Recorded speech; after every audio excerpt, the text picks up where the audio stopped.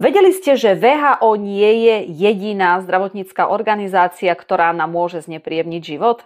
V roku 2021 vznikol Európsky poradný orgán s názvom HERA, čiže Health Emergency Preparedness and Response Authority. Keby ste nevedeli, je to orgán Európskej únie pre pripravenosť a reakciu na núdzové zdravotné situácie. Jej cieľom je posilniť schopnosť Európskej únie reagovať na cezhraničné zdravotné hrozby. No, ale v tomto kontexte teda to nie je verzia WHO, ako keby mladšia sestra WHO, ale je to Európsky poradný orgán, čiže nie je to poprvé celosvetová zdravotnícka organizácia, je to čisto poradný orgán pre EÚ. Keby bola nová pandémia, že by sa zase niečo teda zomlelo, tak aká bude úloha tejto HERY? HERA bude monitorovať globálne zdravotné hrozby, zhromažďovať a analyzovať informácie o nových patogénoch a predpovedať potenciálne pandémie.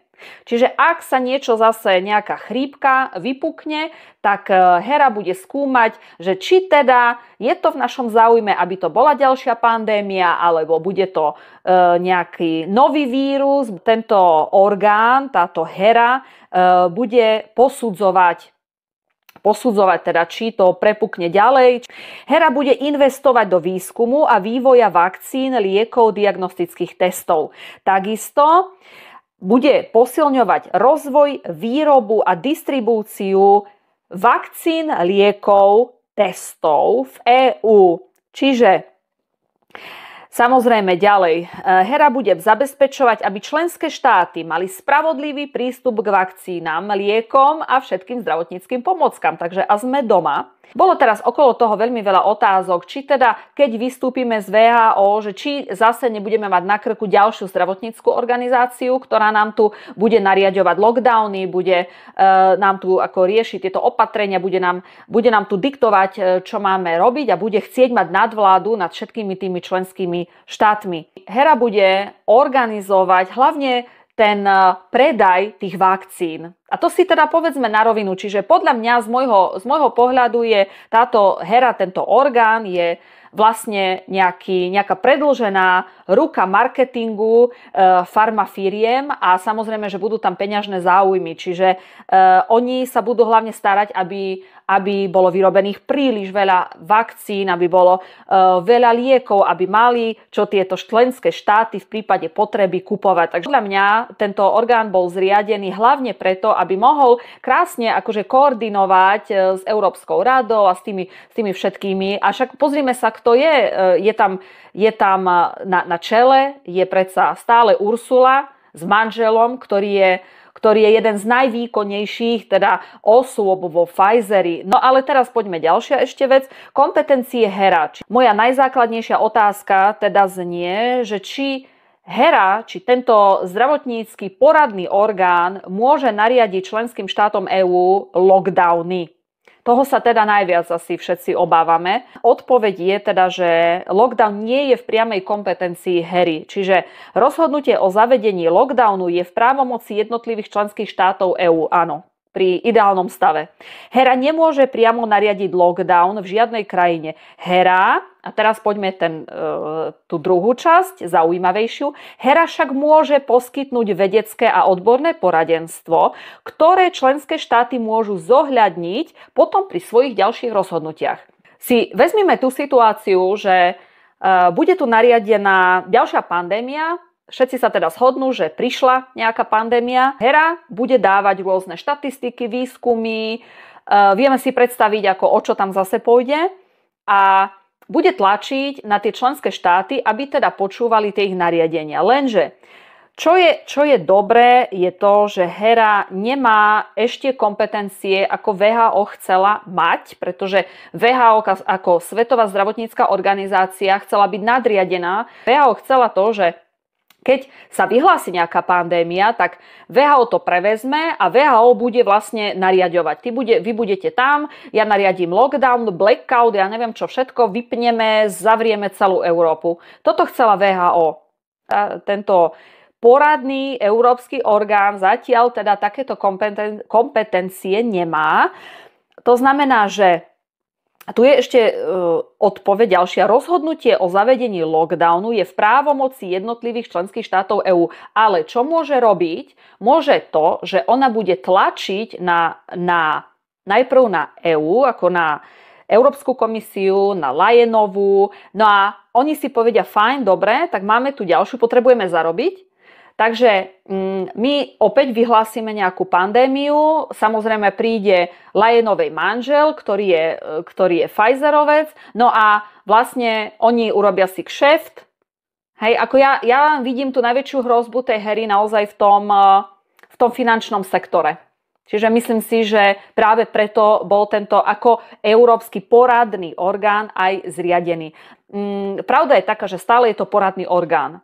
Čiže nemá také kompetencie zatiaľ, nemôže nariadiť nič, ale ešte je tu jedna takáto vec, že hera môže zohrávať kľúčovú úlohu pri koordinácii reakcie EÚ na pandémiu. To je presne toto, čo som hovorila. Oni vlastne budú tlačiť na EÚ, a aby EÚ reagovala tak, ako oni budú chcieť.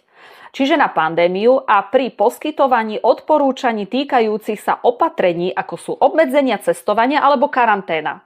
Čiže tam áno, na toto si treba dávať naozaj pozor, pretože tá hera bude môcť zatlačiť takým spôsobom, že môže nariadiť obmedzenie cestovania medzi jednotlivými štátmi. Ale už potom rozhodnutia nechá, povedzme, nejaký lockdown, alebo ako my sme tu kedysi mali tie bubliny, keď si pamätáte, tak toto už zatiaľ je teda v kompetencii tých jednotlivých štátov. Ale čo sa týka tých hraníc, tak tam bude ako tu sme teraz počuli, bude mať kľúčovú úlohu.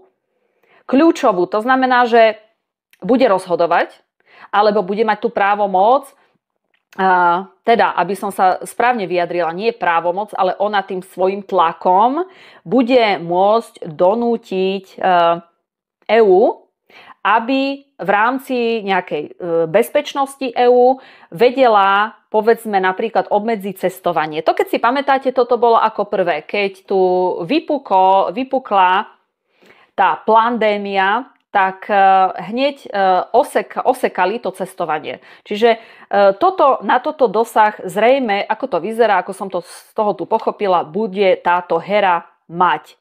No, a potom ešte je tu teda také odporúčanie. Hera môže poskytnúť vedecké údaje, to je to presne, čo som hovorila, ktoré môžu pomôcť pri rozhodovaní o tom, či je lockdown potrebný alebo nie.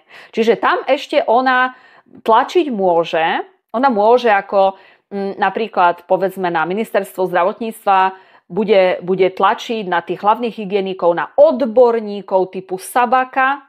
Takže bude na nich nejak akože tlačiť, budú mať tlaky z Bruselu, z Hery, z WHO, z neviem odkiaľ, ale stále to bude vlastne na slovenskej vláde, či príjmeme nejaké lockdowny, či príjmeme nejaké opatrenia, alebo nie.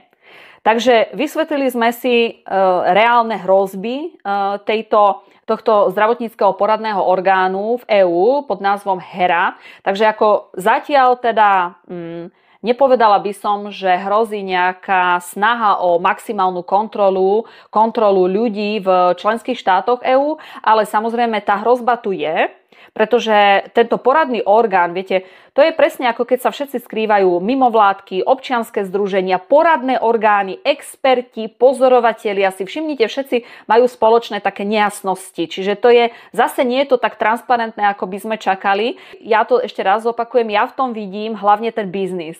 Ako náhle je tam napísané, že tento poradný orgán sa bude vlastne snažiť o to, aby sa vyrobilo čo najviac vakcín, aby sa distribuovalo. Čiže oni sú len ako marketingoví pracovníci. Výstup z toho je taký, že momentálne sa asi veľmi tej hery obávať nemusíme, ale pokiaľ by boli vyhlásené opäť nejaké núdzové stavy alebo nejaká nová pandémia, že príde, tak takú kompetenciu, čo v tom vidím, tak je to naozaj toto cestovanie, ale zase trochu nás môže ukľudniť, že hera nemá dosah na nariadenia, na opatrenia, ktoré stále prijímajú tie, ktoré vlády v jednotlivých členských štátoch.